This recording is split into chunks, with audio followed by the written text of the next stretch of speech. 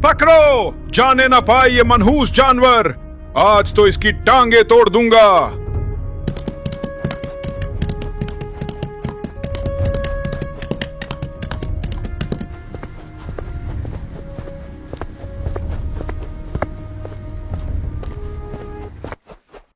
माँ, ओ माँ, मुझे बचा लो। मुझसे बहुत बड़ी गलती हो गई माँ, मुझे माफ कर दो। मुझे नहीं पता था कि वो खेत मुखिया जी का है। मैं तो बस भूख के मारे 2 घास के तिनके चरने लगा था। देखो माँ, वो लठैत मुझे मारने आ रहे हैं। धैर्य रख मेरे बच्चे, सब्र कर। तू घबरा मत, मैं हूं ना। सुनिए जी, जल्दी बाहर आइए।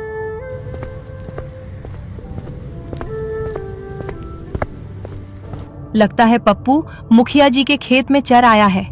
वो लोग लाठियां लेकर पीछे पड़े हैं। आप जल्दी बाहर जाकर उन्हें संभालिए। मैं पप्पू को अंदर ले जाकर छुपा देती हूँ।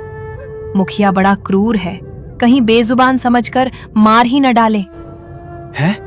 मुखिया? अरे बाप रे।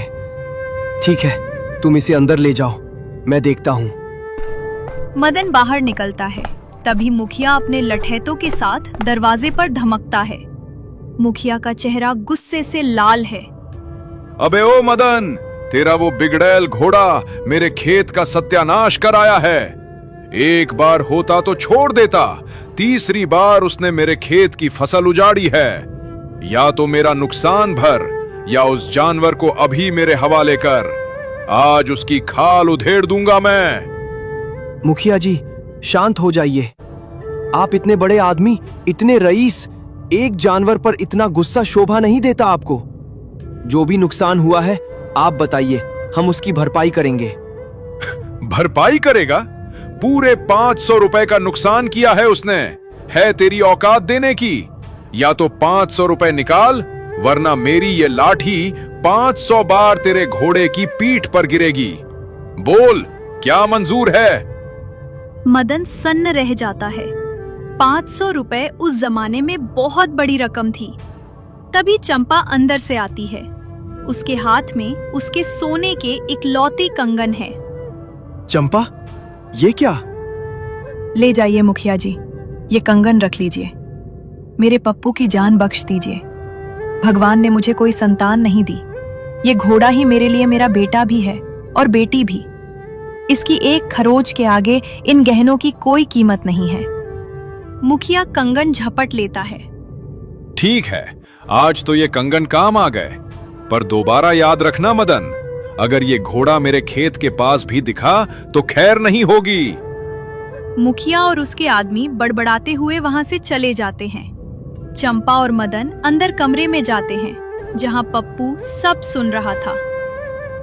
मुझे माफ कर दो माँ, मुझे माफ कर दो पिताजी। मेरी वजह से माँ के कंगन चले गए। मैं कितना बुरा हूँ। मुझे नहीं पता था कि मेरी एक गलती आप लोगों को इतनी भारी पड़ेगी। माँ, अब से मुझे कभी अकेला मत छोड़ना। मुझे अपने साथ रखा करो। रो मत बेटा, तू सलामत है। हमारे लिए वही सबसे बड़ी संपत्ति है।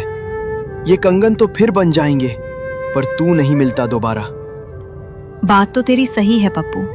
खाली बैठा रहेगा तो तेरा मन भटकता रहेगा और तू ऐसी ही शरारतें करेगा। मदन जी, कल से इसे भी अपने साथ खेत पर ले जाया करिए।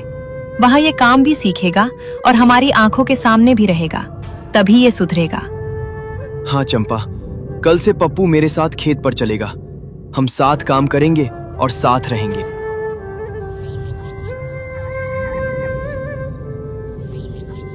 अगली सुबह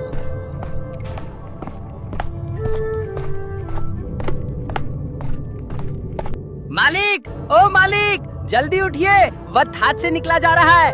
सूरज उगने से पहले हमें निकलना होगा। क्या हुआ पप्पू? इतनी सुबह सुबह तू ऐसे क्यों चिल्ला रहा है? क्या फिर किसी के खेत में घुस गया था? नहीं मालिक, आज बात घास की नहीं, हमारी तकदीर की है। मैं अभी नगर की सीमा से लौट रहा हूँ। वहाँ राजा के सिपाहियों ने मुनादी की है। रानी साहिबा ने एक अजीब सपना देखा है और राजा ने घोषणा की है कि जो भी उस सपने को सच कर दिखाएगा उसे मुंह मांगा इनाम मिलेगा। इतना धन मिलेगा कि हमारी 7 पीढ़ियां ठाठ से रहेंगी। मदन का दिल जोर से धड़कने लगा। अरे सुनती हो चंपा, देखो हमारा पप्पू क्या कह रहा है। अगर हम रानी के सपने को पूरा कर दें तो हमें इस गरीबी में घुट घुट कर नहीं मरना पड़ेगा, हमें शहर जाना होगा। पर सुनिए जी, क्या सच में सपनों को पूरा किया जा सकता है? सपना तो परछाई की तरह होता है, जिसे पकड़ो तो हाथ कुछ नहीं आता। हम ठहरे गरीब किसान, हम राजा रानी के महलों की बातें क्या जाने। पगली, दुनिया में ऐसा कुछ भी नहीं जिसे पूरा न किया जा सके। बस सही सोच और साहस चाहिए। पप्पू कह रहा है तो कुछ बात होगी। चंपा, तू चिंता मत कर, मैं और पप्पू आज ही राज दरबार की ओर कूच करेंगे। तू बस हमारा इंतजार करना। पप्पू बेटा, अपने मालिक का ख्याल रखना और संभल कर जाना। राज दरबार की राह जितनी सुनहरी दिखती है उतनी ही कठिन होती है। आप फिक्र मत करो माँ, मैं हूँ ना, मालिक को सही सलामत वापस लाऊंगा। इतनी बात कर वे दोनों घर से निकल गए। वे सुबह से शाम तक चलते रहे और रात हो गई। वे एक घने जंगल में पहुंच गए और काफी दूर चलने के बाद उन्हें 2 परछाई दिखाई दी। उस परछाई को देखकर वे एक पेड़ के पीछे छिप गए और मालिक रुकिए, आगे कोई है, अपनी सांसें रोक लीजिए। दोनों पत्थर की मूरत बन गए। सामने 2 नकापोश चोर बैठे थे। उनके बीच में एक छोटा सा संदूक खुला था, जिसमें से सोने की चमक अंधेरे में भी साफ दिख रही थी। अरे भाई, मान गए मंत्री जी को? क्या गजब की चाल चली है। राजा को तो कानों कान खबर नहीं हुई कि उनकी नाक के नीचे से रानी का सबसे कीमती हार हमने गायब कर दिया। सही कहा। राजा बेचारा परेशान है और रानी साहिबा सोच रही हैं कि कोई जादू हो गया। मंत्री जी ने सही कहा था कि अगर हम हार चोरी कर उन्हें सौंप देंगे तो वो हमें सोने की मोहरों से माला माल कर देंगे। अब हार मंत्री जी के घर की तिजोरी में सुरक्षित है और हम यहाँ अमीर बन गए। दोनों चोर ठहाका मारकर वहां से चले गए। मदन और पप्पू सन्न रह गए।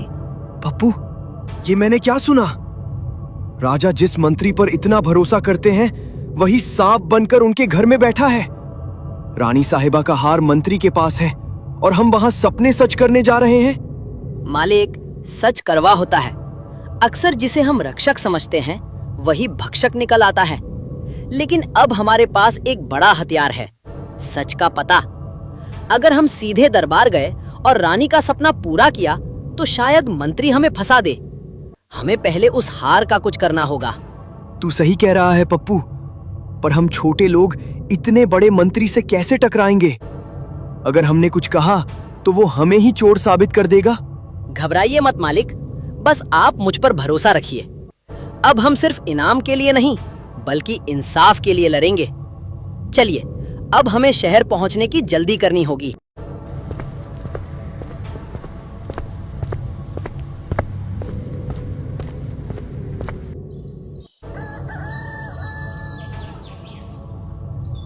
मदन, हमने सुना है कि तुम रानी के उस सपने को सच करने का दावा करते हो जिसे बड़े बड़े विद्वान समझ नहीं पाए।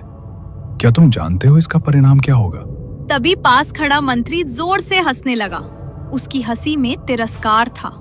महाराज, क्षमा करें पर इस फटेहाल मजदूर को देखिए, जिसके खुद के सपने फटे हुए हों, वो भला रानी साहिबा के ऊंचे ख्यालों को क्या खाक सच करेगा। इसे तो धक्के मारकर बाहर निकाल देना चाहिए। मदन घबराहट के मारे थर थर कांपने लगा। उसे लगा कि अब उसकी जान गई। तभी पप्पू, जो मदन के ठीक बगल में खड़ा था, उसने अपनी गर्दन गर्व से ऊपर उठाई और ऐसी कड़क आवाज में बोला कि पूरा दरबार सन्न रह गया। महाराज रुकिए, अपनी आंखों पर लगे इस धोखे के चश्मे को उतारिए। जिसे आप एक मामूली मजदूर समझ रहे हैं, ये कोई साधारण व्यक्ति नहीं है। ये महान गुरुकुल की शिक्षा प्राप्त प्रकांड विद्वान मदन पंडित जी हैं। इन्होंने अपने दिव्य ज्ञान और गुप्त विद्याओं से ऐसे ऐसे कारनामे किए हैं जिन्हें दुनिया चमत्कार मानती है। ये तो इनका बड़प्पन है कि ये सादगी से रहते हैं। राजा और मंत्री दोनों की हंसी गायब हो गई। पूरा दरबार इस बात से दंग था कि एक घोड़ा बोल रहा है और इतनी शुद्ध भाषा में। पप्पू, ये क्या अनर्थ कर रहा है? मैंने कब गुरुकुल में शिक्षा ली? मैं तो कभी स्कूल की दहलीज तक नहीं चढ़ा। अगर पकड़े गए तो राजा हमें सूली पर चढ़ा देगा। मालिक, बस चुप रहिए और जैसा मैं कहूँ उसमें हाँ में हाँ मिलाते जाइए। मुझे पता है कि राजा अब क्या पूछने वाला है। आप बस मेरे इशारे पर गर्दन हिलाइए। महाराज, अगर आपको मदन पंडित जी की शक्तियों पर विश्वास नहीं है तो आप इनसे कुछ भी पूछ सकते हैं। भूत, वर्तमान या भविष्य, इनके दिव्य चक्षुओं से कुछ भी छिपा नहीं है। राजा विक्रम सिंह की जिज्ञासा बढ़ गई। उन्होंने सोचा कि अगर ये घोड़ा बोल सकता है तो इसका मालिक जरूर कोई सिद्ध पुरुष होगा। ठीक है मदन पंडित जी, अगर आप इतने ही ज्ञानी हैं तो हमें एक बात बताइए। 2 दिन पहले रानी साहिबा का सबसे कीमती 9 लखा हार महल के अंदर से चोरी हो गया। हमने हर जगह तलाश की पर वो नहीं मिला। बताइए, वो हार किसने चुराया और इस वक्त कहाँ है? ये सुनते ही पास खड़े मंत्री के चेहरे की हवाइयां उड़ गईं। उसके माथे पर पसीने की बूंदें चमकने लगी। महाराज, क्या बच्चों जैसी बातें कर रहे हैं? सुबह सुबह इस ढोंगी की बातों में आकर अपना वक्त क्यों बर्बाद कर रहे हैं? सिपाहियों, इससे और इसके जानवर को अभी जेल में डाल दो। रुको मंत्री, जबान संभाल कर बात करो। अगर मदन पंडित जी के पास जवाब है तो हमें सुनने में क्या हर्ज है? महाराज, आपके सवाल का जवाब मेरे पास है। चोरी बाहर से नहीं हुई, बल्कि घर के भेदी ने ही लंका ढाई है। रानी साहिबा का वो बेशकीमती हार कहीं बाहर नहीं, बल्कि इसी वक्त आपके सबसे भरोसेमंद मंत्री के घर की गुप्त तिजोरी में रखा हुआ है। जैसे ही मदन ने ये कहा, पूरे दरबार में हड़कंप मच गया। मंत्री का शरीर कांपने लगा और वो चिल्लाने लगा। झूठ, सरासर झूठ है महाराज। ये भिखारी मुझ पर कीचड़ उछाल रहा है। इससे अभी मौत की सजा दीजिए। मंत्री की घबराहट देखकर राजा के मन में शक पैदा हो गया। उन्होंने गौर किया कि मंत्री के चेहरे का रंग उड़ चुका था। घबराओ नहीं मंत्री जी, अगर आप बेगुनाह हैं तो डर कैसा? सैनिकों, तुरंत मंत्री के घर की ओर प्रस्थान करो। एक एक ईंट उखाड़ दो, एक एक कोना छान मारो। अगर वहां हार मिला तो मंत्री की गर्दन होगी, और अगर नहीं मिला तो इस किसान और इसके घोड़े की। सैनिकों की एक टुकड़ी तुरंत मंत्री के घर की ओर रवाना हुई। दरबार में मौत जैसा सन्नाटा छा गया। मंत्री खड़ा खड़ा कांप रहा था और मन ही मन उन चोरों को कोस रहा था जिनसे उसने हार लिया था। मदन अंदर ही अंदर भगवान को याद कर रहा था, जबकि पप्पू बड़ी शांति से अपनी पूंछ हिला रहा था। करीब 1 घंटे बाद सैनिक वापस लौटे। महाराज, ये हार मंत्री जी के शयन कक्ष की एक गुप्त दराज से बरामद हुआ है। राजा के गुस्से का ठिकाना ना रहा। दुष्ट, गद्दार, हमने तुझे अपना सलाहकार बनाया और तूने हमारे ही घर में सेंध लगाई। सैनिकों, इसे अभी काल कोठरी में डाल दो। कल सुबह इसे बीच चौराहे पर फांसी दी जाएगी। मंत्री गिड़गिड़ाने लगा, पर किसी ने उसकी एक न सुनी। सिपाही उसे घसीटते हुए ले गए। मदन पंडित जी, हमें क्षमा करें कि हमने आपकी योग्यता पर संदेह किया।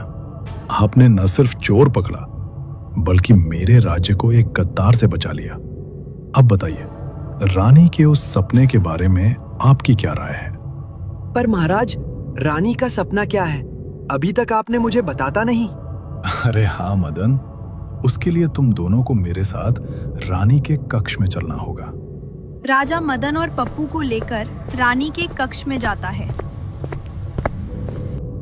रानी जी, देखिए मैं किसे लाया हूँ। ये मदन पंडित जी और उनका अद्भुत घोड़ा पप्पू है।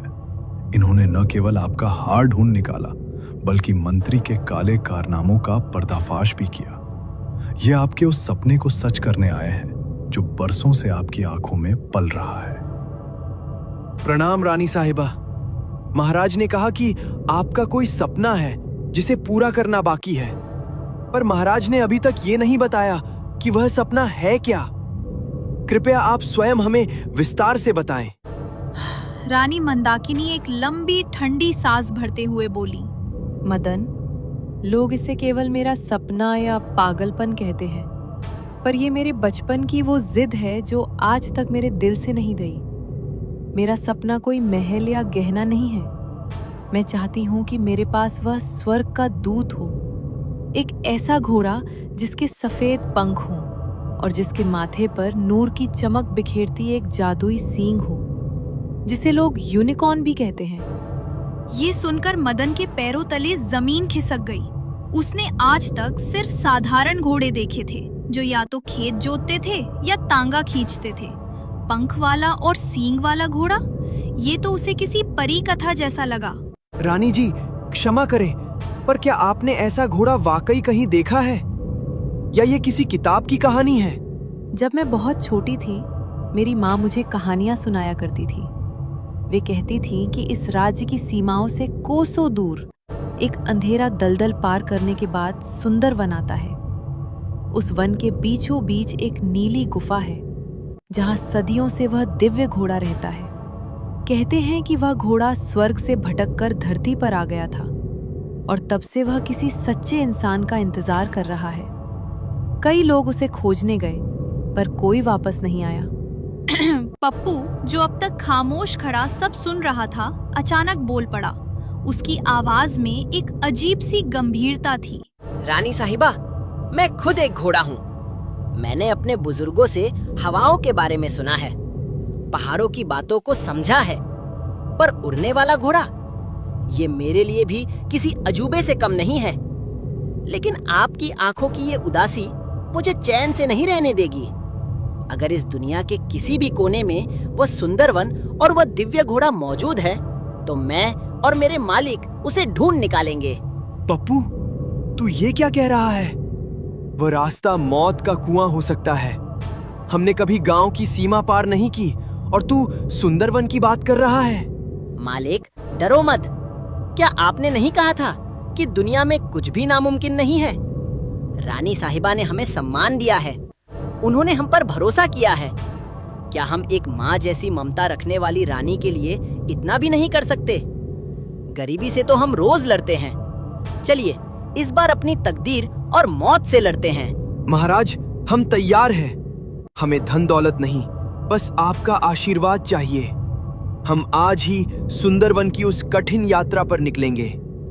या तो हम उस दिव्य घोड़े के साथ लौटेंगे या फिर हमारी हड्डियां उसी जंगल की मिट्टी बन जाएंगी। मदन, तुम जैसा साहसी इंसान मैंने आज तक नहीं देखा। जाओ, मेरा आशीर्वाद और इस राज्य की दुआएं तुम्हारे साथ हैं। अगर तुम वो घोड़ा ले आए तो मैं तुम्हें इस राज्य का आधा हिस्सा दे दूंगा और पप्पू के लिए सोने का अस्तबल बनवाऊंगा। नहीं महाराज, हमें आधा राज्य नहीं चाहिए। बस हमारे घर में 2 वक्त की रोटी बनी रहे और चंपा की आंखों में खुशियां हों, यही काफी है। अब हमें आज्ञा दे। मदन और पप्पू राजा का आशीर्वाद लेकर सुंदरवन की कठिन यात्रा पर निकल पड़े। शाम ढलते ढलते आसमान में घने काले बादल छा गए और जंगल इतना घना हो गया कि हाथ को हाथ सुझाई नहीं दे रहा था। जंगली जानवरों की डरावनी आवाजें और हवा का शोर मन में सिहरन पैदा कर रहा था। चलते चलते उन्हें दूर एक टिमटिमाती रोशनी दिखाई दी। पास पहुंचने पर पता चला कि वहां एक छोटी सी कुटिया है और बाहर एक तांत्रिक धूनी रमाए बैठा है।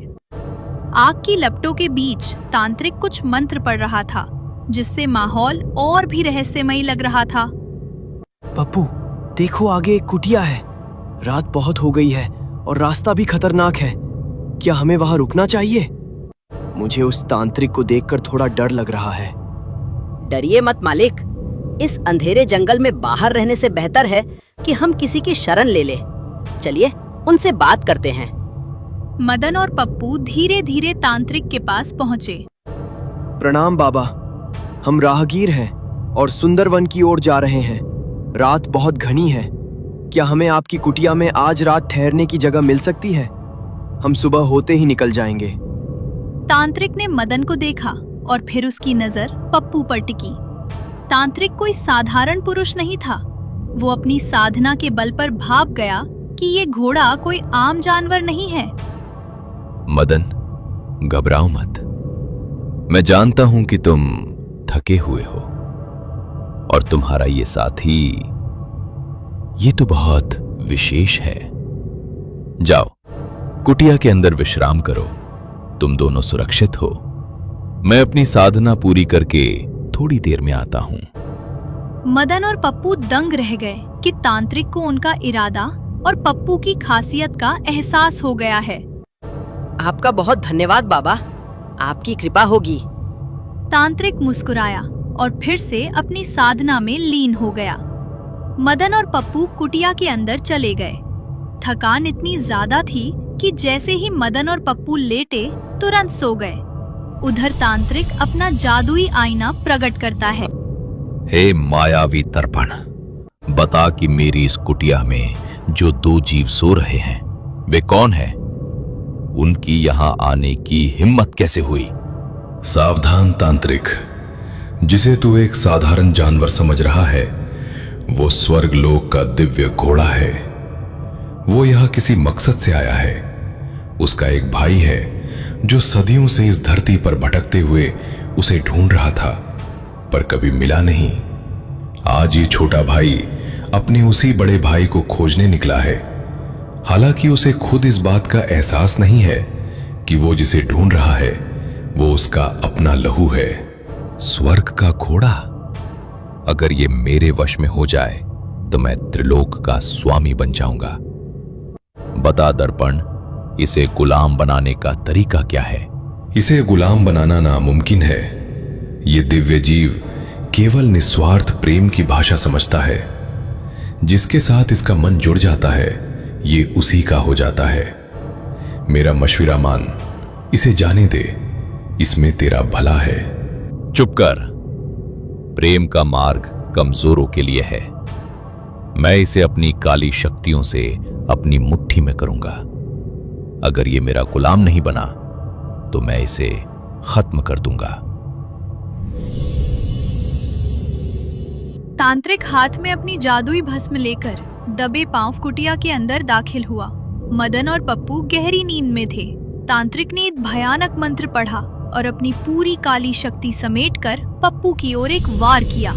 उसके हाथों से काली बिजली जैसी एक लहर निकली, लेकिन जैसे ही वो प्रहार पप्पू को छूने वाला था, अचानक पप्पू के शरीर से एक सुनहरी दिव्य रोशनी फूटी। देखते ही देखते मदन और पप्पू के चारों ओर एक दैवीय सुरक्षा कवच बन गया। तांत्रिक की काली शक्ति उस कवच से टकराकर वापस उसी की ओर लौटी, जिससे वो हार मानकर बाहर चला गया। सूरज की पहली किरण ने कुटिया के अंदर दस्तक दी। मदन ने आंखें खोली और एक ताजा सांस ली। वाह पप्पू, आज तो ऐसी नींद आई कि सारा बदन हल्का हो गया। ऐसा लगा जैसे रात भर कोई फरिश्ता हमारे सिरहाने खड़ा हमारी रखवाली कर रहा था। मालिक, रात की हवा में बहुत जहर था। मैंने नींद में भी खतरों की आहट सुनी थी, पर किसी दिव्य शक्ति ने हमें बचा लिया। चलिए बाहर चलकर उस बाबा से विदा लेते हैं। जब वे बाहर आए तो उन्होंने देखा कि तांत्रिक का चेहरा उतरा हुआ था। प्रणाम बाबा, आपकी कुटिया में हमें बहुत सुकून मिला। अब हमें सुंदरबन की ओर प्रस्थान करना चाहिए। क्या आप हमें सही दिशा बता सकते हैं? तांत्रिक ने पप्पू की ओर खौफ और सम्मान भरी नजरों से देखा। अब उसकी हिम्मत नहीं थी कि वो उनके रास्ते में आए। सीधे उत्तर की ओर जाओ मदन, जहां बादलों के बीच से झरना गिरता है। तुम्हारा रास्ता साफ है।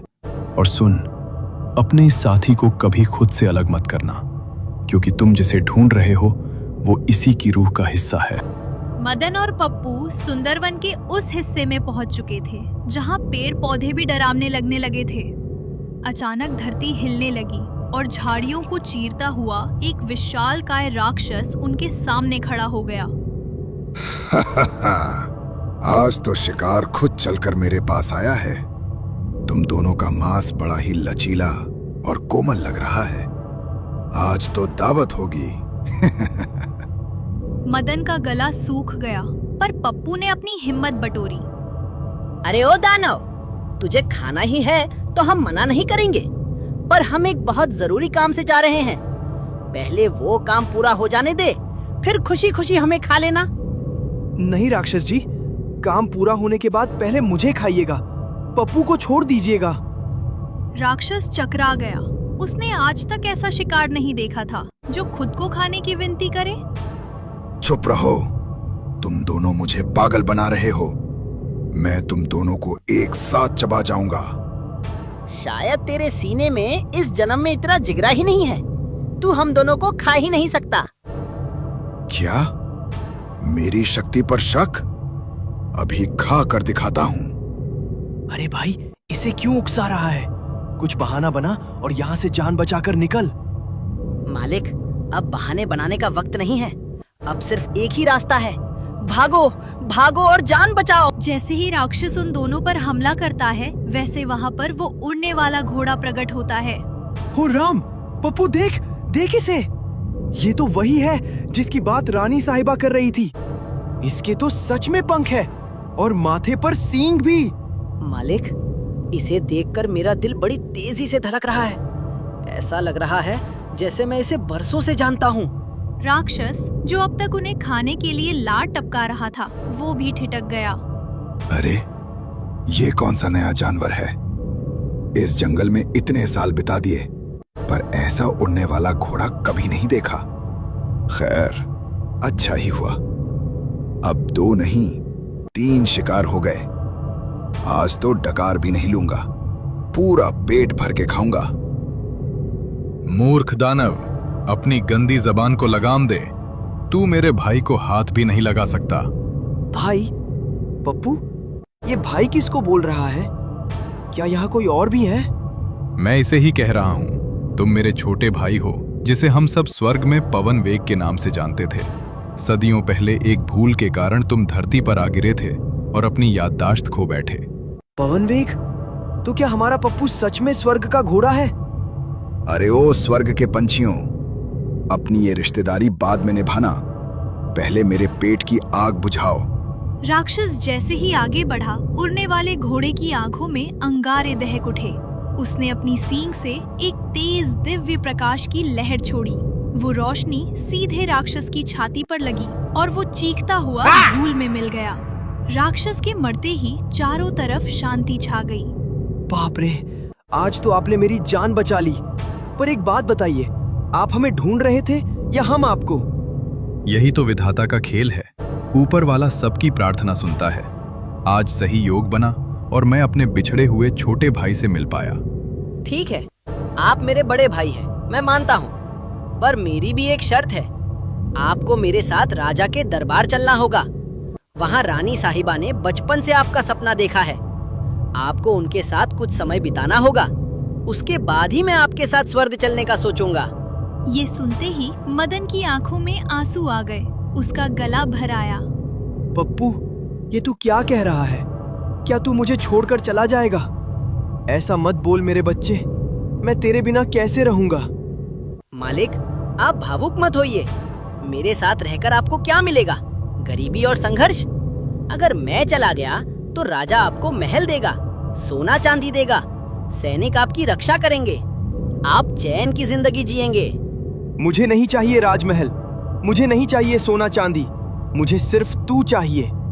अगर तू जाना चाहता है तो जा, मुझे रानी के पास भी नहीं जाना। मैं यहीं से वापस चला जाता हूँ। बिना तेरे वो महल मेरे लिए शमशान जैसा होगा। मालिक, मुझे वो दिन याद है जब माँ चंपा ने मेरे लिए अपने इकलौते कंगन दे दिए थे। आपने अपनी गरीबी में भी मुझे बेटे जैसा पाला। मैं इतना बड़ा एहसान फरामोश नहीं हूँ कि दौलत के लिए आपको छोड़ दूं। मैं आपका कर्जदार हूँ। बड़े भाई, मुझे माफ करना। मैं अपने इन इंसान माता पिता को छोड़कर कहीं नहीं जा सकता। आप जा सकते हैं। पवन वेग, तुम सही कह रहे हो। रिश्ता खून का हो या एहसान का, प्यार ही सबसे बड़ा धर्म है। मदन जैसा इंसान और तुम जैसा वफादार भाई पाकर मैं धन्य हूँ। ठीक है, मैं अभी स्वर्ग लौट रहा हूँ, पर मैं वादा करता हूँ कि जब भी तुम्हें मेरी जरूरत होगी, मैं बादलों को चीर कर तुम्हारे पास आऊंगा। इतना कहकर उस दिव्य घोड़े ने अपने विशाल पंख फैलाए और आसमान की ऊंचाइयों में ओझल हो गया। मदन और पप्पू जंगल के उस सन्नाटे में एक दूसरे को पकड़कर खड़े थे। अब उनके पास रानी को देने के लिए उड़ता हुआ घोड़ा तो नहीं था, लेकिन एक ऐसी वफादारी थी जो दुनिया की हर दौलत से कीमती थी।